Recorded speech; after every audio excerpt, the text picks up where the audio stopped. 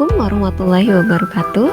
Saya Lismiarti, calon guru penggerak Angkatan 7 Kabupaten Bangka dengan fasilitator Bapak Jayus MPD dan pengajar praktik Angkatan 7 Bapak Syahriawan MPD. Demonstrasi kontekstual modul 3.1 tentang pengambilan keputusan berbasis nilai-nilai kebajikan sebagai pemimpin. Demonstrasi kontekstual modul 3.1 tentang pengambilan keputusan berbasis nilai-nilai kebajikan sebagai pemimpin. Demonstrasi kontekstual. Tujuan pembelajaran khusus, calon guru penggerak dapat melakukan suatu analisis atas penerapan proses pengambilan keputusan berdasarkan pengetahuan yang telah dipelajarinya tentang berbagai paradigma, prinsip pengambilan, dan pengujian keputusan di sekolah asal masing-masing dan di sekolah atau lingkungan lain. Tujuan pembelajaran.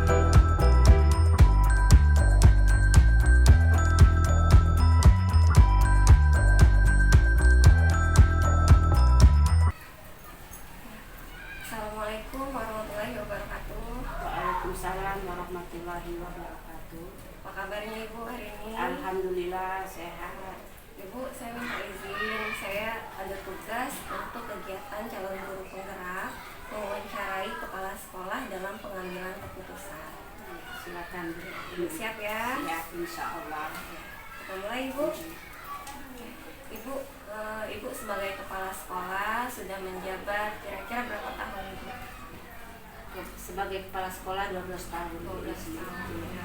Nah, dari selama Ibu menjabat sebagai kepala sekolah, pernah tidak Ibu menemui sebuah kasus yang memuat unsur dilema etika atau bujukan moral? Pernah, Bu. Pernah ya Ibu ya. Nah, untuk membedakan bahwa kasus yang Ibu temui itu sebuah dilema etika atau bujukan moral, apa kira-kira yang Ibu lakukan? Seandainya terima kasih Bu Lismi sebagai tugas sebagai ibu, baiklah. Begini Bu Lismi ya, yang saya lakukan dalam pengambilan suatu kasus dilema, kasus itu berbentuk hal yang baik ya, jadi kita agak suatu urgen Bu, pengambilannya berat, tetapi cara kita pahami dulu kasus itu, ditelaah secara baik-baik. Berarti Ibu memahami dulu ya Bu tentang kasus tersebut baru membuat keputusan. Ibu, selama Ibu mengambil keputusan, adakah hal-hal yang penting dalam memuat nilai-nilai kebajikan dari keputusan tersebut? Ada Bu.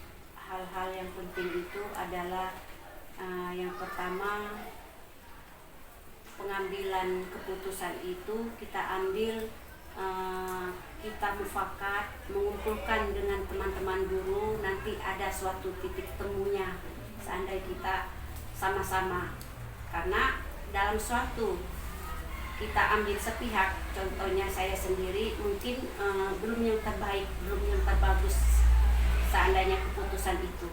Ya, berarti cara Ibu menjalankannya melalui diskusi bersama. Diskusi bersama ya. Nah, dari langkah-langkah apa yang akan Ibu lakukan saat Ibu menemui sebuah kasus dilema etika atau bujukan moral? Langkah-langkah saya ambil kasus ini untuk pengambilan keputusannya itu dengan cara itu tadi Bu, kita kumpul dengan kawan-kawan, suatu diskusi, mudah-mudahan diskusi itu menimbulkan keputusan terbaik untuk sekolah, terutama kita memandang segi manfaat untuk murid. Jadi lebih berpihak pada murid ya. Hal-hal apa saja yang selama ini Ibu anggap efektif dalam mengambil keputusan tentang kasus dilema etika?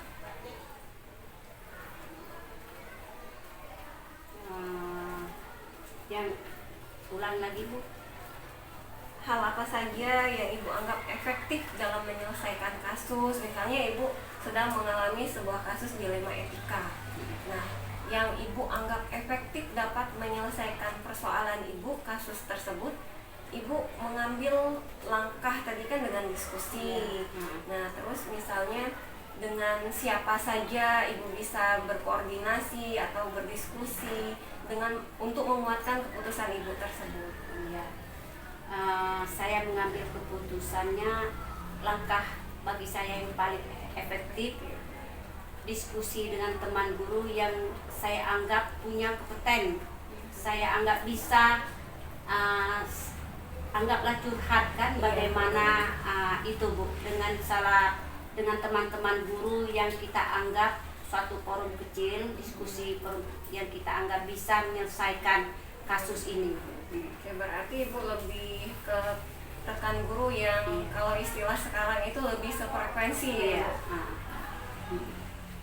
Dan lalu Ibu, pertanyaan selanjutnya, hal-hal apa yang selama ini merupakan tantangan dalam Ibu mengambil sebuah keputusan untuk kasus dilema etika? Pasti ada segi positif dan negatif Bu ya. Kalau kita mengambil suatu keputusan karena kita pihak pemimpin sekolah harus bijak, maka itu pasti ada yang ini. Karena suatu kasus dilema ini hal yang baik, karena suatu kasus contoh misal menempatkan ke guru ke kelasnya mana yang terbaik. Nah, tantangannya adalah nanti apabila keputusan itu pihak sekolah dianggap baik, nanti yang bersangkutan ada timbul hal-hal yang cemburu sosial nanti Bu, nanti kita tempatkan ke bidang-bidang tertentu karena sistemnya itu nanti tidak merata, karena kita ada inginnya suatu perubahan sekolah. Perubahan yang berpihak pada murid pastinya ya. Nah Ibu, kira-kira dalam Ibu menyelesaikan sebuah kasus dilema etika, apakah dengan jadwal untuk membuat keputusan atau dengan bagaimana Ibu? Saya mengambil keputusan dilema itu Bu ya, tidak terjadwal Bu. Karena suatu ada kasus, misalnya ada program kan, mau menempatkan itu berarti itu sudah menunjukkan kasus dilema. Hal yang bagus itu yang bagaimana. Jadi saya mengambil keputusannya itu tidak terjadwal, tetapi berkesinambungan, tetap ada penyelesaiannya, berkesinambungan dengan berpihak kepada murid tujuannya itu. Jadi tidak secara serempak di hari itu menyelesaikan, tidak Bu, tidak secara serempak dan juga tidak terjadwal. Saya berkesinambungan terus, maksudnya supaya mencari jalan yang terbaik. Berarti Ibu ini menyelesaikannya dengan langsung di tempatkah atau secara waktu begitu, benar-benar waktu? Tidak di tempat, tidak serempak maksudnya. Ibu untuk menyelesaikan kasus yang sedang Ibu alami atau pernah Ibu rasakan, adakah seseorang yang kira-kira dapat selama ini mempermudah atau membantu Ibu dalam membuat keputusan? Maksudnya yang pegawai di sekolah Bu ya? Iya, ada. Atau misalnya faktor-faktor lain ada Bu. Maksudnya pengambil keputusan, maka itu Bu, kita selalu berdiskusi dengan guru-guru kita yang kita anggap bisa menyelesaikan masalah kasus ini. Saling membantu ya Ibu? Saling membantu satu sama lain. Nah Ibu, dari semua kasus yang pernah Ibu alami, adakah pembelajaran yang Ibu dapatkan dalam menyelesaikan kasus dilema etika? Ada Bu, pembelajaran yang saya dapatkan suatu kasus ini adalah maka itu kita tidak terlalu mudah untuk mengambil keputusan, karena ada hal segi positif dan segi negatif yang berhubungan dengan siswa. Maka itu kasus ini kita anggap pembelajaran bagi saya adalah keterbukaan satu sama lain. Berarti harus itu ya Bu, saling terbuka. Terbuka satu sama lain. Berarti cara Ibu pengambilan keputusannya dengan saling terbuka. Oke. Nah Ibu, dari saya simpulkan untuk pengambilan keputusan yang telah Ibu lakukan selama ini, bahwa Ibu selalu berkoordinasi atau berdiskusi dengan rekan guru dan lebih mementingkan keputusannya berpihak kepada murid. Ibu, wawancaranya cukup sekian. Terima kasih Ibu sudah menyampaikan pengalaman-pengalaman yang telah Ibu lakukan selama Ibu menjadi kepala sekolah. Sama-sama Bu, marilah antara saya, pihak sekolah Bu ya, kita saling berkoordinasi. Apapun bentuk apapun permasalahannya, supaya sekolah kita aman, lancar, seandainya kita saling berdiskusi mencari jalan yang terbaik. Ya Ibu, terima kasih atas masukannya. Saya akhiri Ibu. Wabillahi taufiq wal hidayah. Wassalamualaikum warahmatullahi wabarakatuh. Waalaikumsalam warahmatullahi wabarakatuh.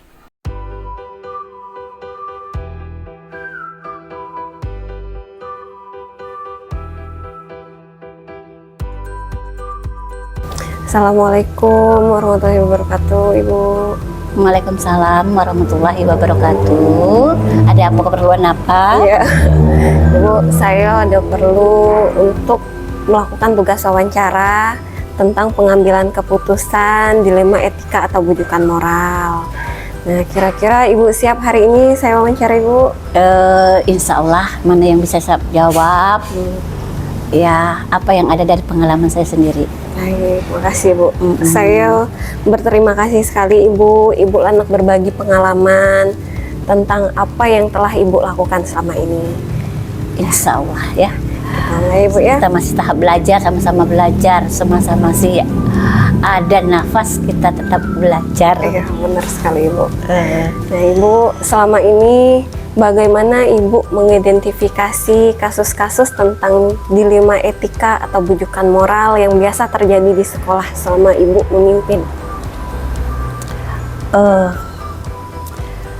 Dilema etika, kedua-duanya tuh memang sulit ya, karena menurut kita tuh benar, tetapi kadang-kadang bertentangan dengan hati nurani, adab sopan santun. Menurut kita benar, tetapi menurut moral itu benar, tetapi sifat kekeluargaan tuh jelas lebih kental dibandingkan dengan kadang-kadang penegakan hukumnya tuh. Iya. Jadi pertama kita harus mengetahui apa kasusnya tuh, bagaimana cara kita menghadapinya. Karena dari waktu ke waktu dilema ini memang terus berlanjut, ya. Iya Bu. Kita menghadapi ini, kita harus memperhatikan nilai-nilai kebijakan yang harus kita pertimbangkan, ya. Jadi harus berdasarkan ya cinta kasih, semuanya itu harus kasih sayang, sopan santun. Tapi kadang-kadang bertentangan dengan moral. Nah, jadi di sini kita orang Indonesia ini kebanyakan banyaknya bersifat kekeluargaan, itulah. Lebih ke keluarga. Iya, lebih kekeluargaan. Tapi sebenarnya itu salah kalau menurut hukum. Jadi lebih mempertimbangkan kebenarannya Bu. Kita kompromi, kita cari jalan tengahnya. Gimana misalnya kasus itu gimana, terus agar kedua belah pihak itu merasa bahwa menerima dan menjalankan apa yang menjadi kesepakatan terakhir dari kita berdua. Sama-sama sepakat ya Bu. Sama-sama sepakat. Nah, setelah Ibu mengidentifikasi kasus tentang dilema etika atau bujukan moral, bagaimana cara Ibu menjalankan pengambilan keputusan di sekolah, terutama untuk kasus dengan dua kepentingan yang sama-sama benar atau sama-sama mengandung nilai kebajikan tadi, Bu? Ya, yang pertama kita harus mengidentifikasi dulu, menyaring masalah itu. Apakah dia itu termasuk etika sopan santun, norma sosial. Setelah itu kita lihat lagi siapa yang terlibat di dalam kasus ini. Jadi kita kumpulkan bukti-buktinya, barulah kita dapat melihat secara gamblang melalui prinsip pengambilan keputusannya gimana, jangan ada timbul kebijakan yang mementingkan sebelah pihak. Jadi kita harus berdiri, apalagi kita sebagai seorang pemimpin harus bijaksana, baik dalam perkataan maupun perbuatan kita. Jadi kita harus bersikap adil. Nah, kadang-kala kita itu kan waktu kita mencari solusi berdua, tanpa kita sadari timbullah ide baru. Oh, ini sebenarnya ada jalan yang bisa diterima kedua belah pihak. Jadi pertama kita mengidentifikasi kasusnya, mencari buktinya, semua itu kita lihat dulu, baru kita bisa mengambil sebuah keputusan. Memahami dulu kasusnya. Iya, memahami kasusnya. Setelah Ibu memahami kasusnya, langkah atau prosedur apa saja Ibu yang akan Ibu lakukan? Pertama, kita tadi kan mengidentifikasi keputusan yang perlu kita ambil. Nah, setelah kita dapat, kita kumpulkan informasi itu sesuai enggak dengan apa yang terjadi. Kemudian kita juga harus mencari gimana solusinya, ya, apa alternatif pemecahan masalah kasus itu. Nah, setelah kita dapat itu, kita harus juga mencari benar enggak bukti ini kejadiannya.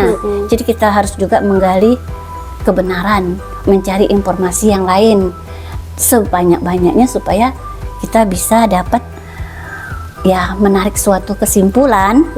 Ya, dari sekian kasus itu, dari sekian pembuktian itu, baru kita jadikan satu pilihan sebagai alternatif untuk pemecahan masalah, agar kita mengambil sebuah tindakan yang benar, jangan sampai merugikan sebelah pihak, ya. Jadi setelah kita mengambil keputusan pun lah kita ambil, kita pun harus merefleksi, benar enggak keputusan yang ku ambil, apakah ini merugikan orang atau merugikan diri kita sendiri. Karena tanpa kita sadari, kalau kita sudah berbicara, kadang-kadang omongan itu tanpa terkontrol, keluar semuanya. Kadang ngikutin emosi. Disitulah yang kita harus ya berlaku sikap adil, bijaksana, dan ya memang harus sabar. Itu astagfirullahalazim lah, banyak-banyak ya. Banyak istighfar. Iya, banyak-banyak lah di situ lah, di istighfar ya.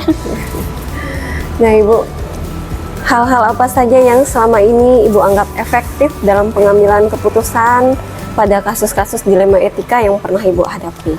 Iya, pertama sih kita panggil kedua belah pihak, kemudian secara kekeluargaan kita tanya lagi. Karena kalau hanya sebelah pihak kita tidak bisa mengambil keputusan, jadi harus kedua-dua pihaknya. Setelah ada pertemuan kedua belah pihak, kita sudah mendengar, jadi baru kita bisa mencari solusi yang terbaik. Apa solusinya? Agar tidak terjadi perpecahan selanjutnya. Jadi tidak ada yang merasa bahwa ini salahku, ini benarku. Ibu itu membela dia, tidak membela saya. Jadi karena kita tuh menghadapi suatu dilema itu, kita berhadapan dengan siapa? Individu dengan masyarakat. Karena masyarakat ini cukup luas, lingkungan kita juga semuanya adalah masyarakat. Tapi ada juga kepentingan pribadi di sini. Jadi harus ada individu. Jadi kita tuh rasa keadilan harus kita tegakkan. Satu sisi kita juga kasihan. Iya, benar sekali. Ya.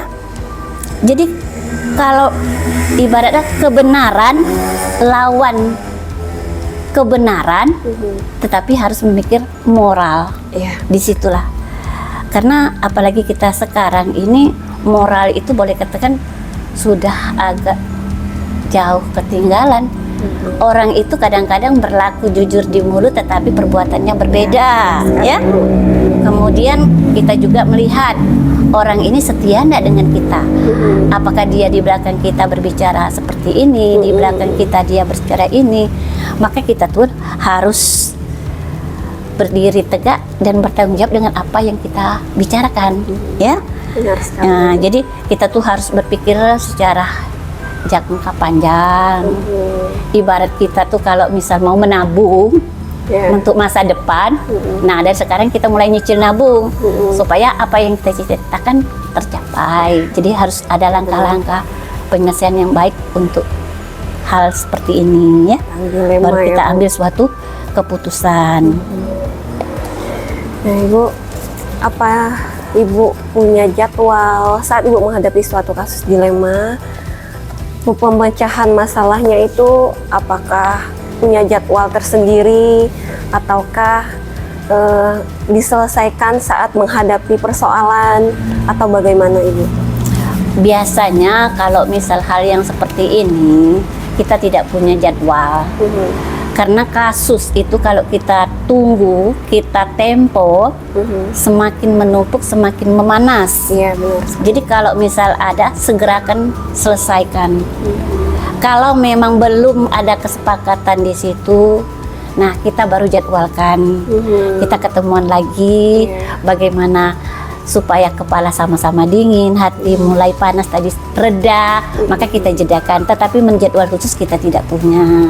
Kita cari solusi, kita suruh masing-masing berpikir tenang, merenung apa yang jadi kesalahan, sehingga keputusannya tuh bisa dipetik dan diterima serta dijalankan bersama sesuai dengan kesepakatan.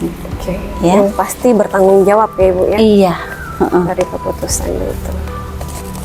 Nah, saat Ibu memecahkan sebuah persoalan tentang dilema etika tadi, adakah seseorang yang dapat membantu Ibu atau faktor apa saja yang dapat mempengaruhi Ibu dalam mengambil keputusan? Sebenarnya kalau misal kita tuh seorang pemimpin sih memang kita tidak boleh mutlak keputusan harus di tangan kita. Jelas kita harus mencari solusi. Pertama, kalau di sekolah kita adakan suatu rapat. Kita kompromi, kita dengar dulu teman-teman, gimana menurut teman, siapa yang berpikiran nih, kemudian kita saring, kita telaah. Nah, semua itu karena tanggung jawab tadi, ya. Kita seorang pemimpin harus bijaksana tadi. Jadi harus dengar pendapat kawan, mereka itulah. Nah, setelah kita tahu, kita buat kesepakatan. Jadi kesepakatan itu dari semua, dari rapat kita tadi. Nah, siapa yang tidak menerima kalau kita sudah sepakat, dia harus berlapang dada. Jadi keputusan itu tidak mutlak harus di tangan seorang pemimpin, tetapi pemimpin pun harus mendengar siapa bawahannya, bagaimana pendapat teman-temannya. Bukan pula kita menurut yang ini sebelah pihak, bukan, tetapi memang kita harus mendengar kedua pihak buat kesepakatan. Jadi masing-masing menerima itu dengan penuh tanggung jawab sesuai dengan konsekuensi dari hasil rapat. Berarti keputusan bersama ya, Ibu? Iya, keputusan bersama, ya. Nah, Ibu, dari semua hal yang telah Ibu sampaikan, adakah pembelajaran yang dapat Ibu petik saat Ibu mengalami sebuah kasus dilema etika?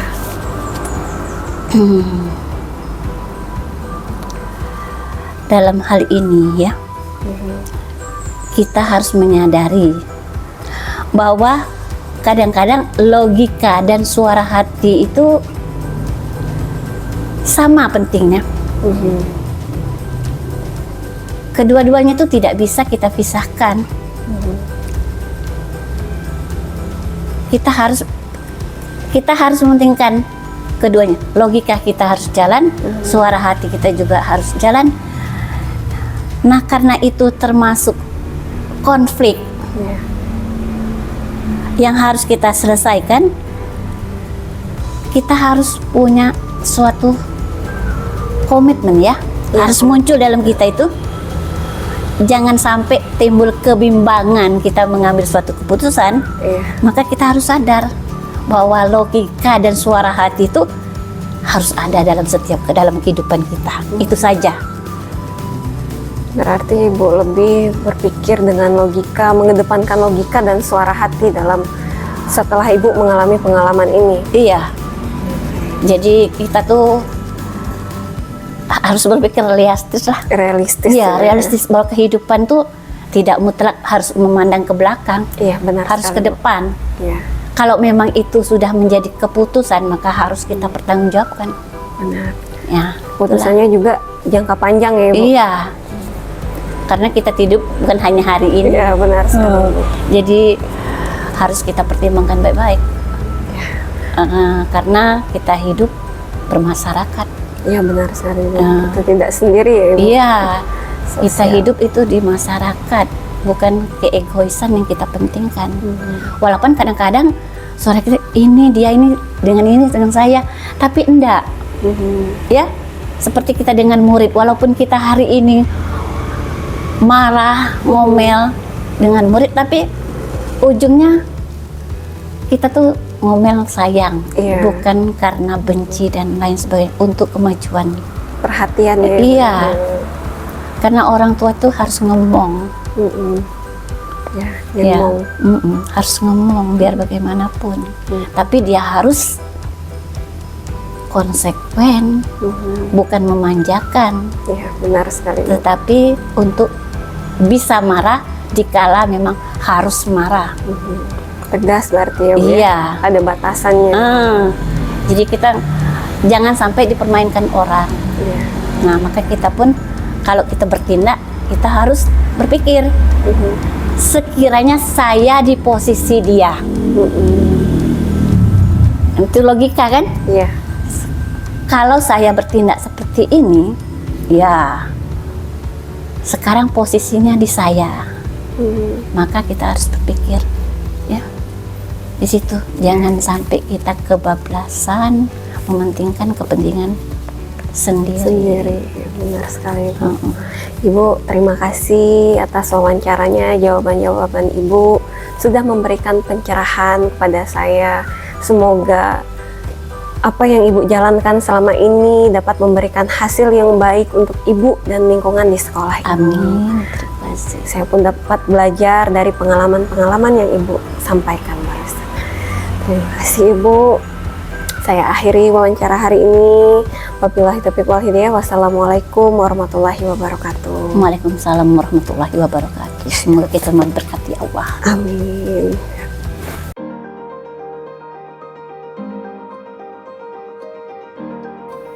Hal-hal menarik dari kegiatan wawancara, pertama mengidentifikasi persoalan yang terjadi, kemudian mendiskusikan dengan rekan guru dan pihak yang terkait, serta menyelesaikan persoalan dengan penyelesaian yang tepat dan membuat kesepakatan bersama, meminimalisir dampak negatif persoalan terkait penyelesaian dilema etika yang dihadapi dalam jangka pendek maupun jangka panjang. Persamaan atau perbedaan yang muncul, ada beberapa persamaan, yaitu pada tahap mengidentifikasi persoalan tentang dilema etika selalu dimulai dengan mengumpulkan fakta dan data dari kedua pihak yang terlibat maupun rekan yang lain. Pengambilan keputusan secara mufakat dengan kesepakatan bersama dan berpihak pada murid. Persoalan yang terjadi diselesaikan dengan tepat dan efisien secara insidental agar persoalan tidak melebar dan berkesinambungan. Rencana para pemimpin dalam menjalani pengambilan keputusan, yaitu setelah mengambil keputusan dilakukan refleksi terkait keputusan yang dibuat, apakah berpihak pada murid dan keputusan dapat diterima kedua belah pihak serta menjalankannya dengan penuh rasa tanggung jawab. Setiap persoalan diurutkan menurut kronologis kejadian, sehingga akan memberikan keputusan yang dapat dipertanggungjawabkan dan sesuai dengan keadaan.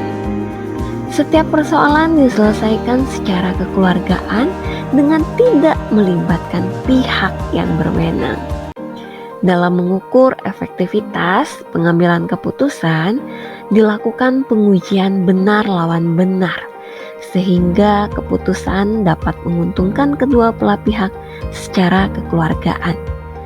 Melakukan uji intuisi dengan berpikir berbasis peraturan, dan melakukan uji panutan berdasarkan prinsip rasa peduli dengan berpikir saat berada di posisi orang lain. Jika saya menghadapi dilema etika, maka saya akan mengidentifikasi persoalan yang terjadi dan mengenali nilai-nilai yang saling bertentangan, berdiskusi dan berkolaborasi dengan pihak yang terkait, menerapkan 4 paradigma, 3 prinsip, dan 9 langkah pengambilan serta pengujian keputusan.